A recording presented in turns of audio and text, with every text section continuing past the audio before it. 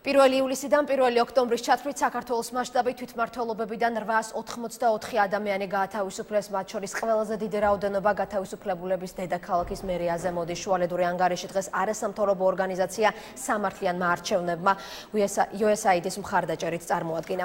კვლევა თბილისის გარდა საქართველოს თითქმის ყველა თვითმმართველ ორგანოში ჩატარდა. დადგენილია, რომ გათავისუფლებული ადამიანებიდან უმრავლესობამ სამსახურები სწორედ საკუთარი განცხადების საფუძველზე დატოვა, რაც ორგანიზაციის შეფასებით გარკვეულ შეკითხვებსა და ეჭვებს აჩენს, რომ მათ საკუთარი ნებით გათავისუფლება ზეწოლის შედეგად მოხდა. გათავისუფლების მიხედვით რეგიონებში თბილისიდან იქნა ყველაზე მეტი თანამშრომელი გათავისუფლებული, ასევე კახეთის რეგიონში, იმერეთში.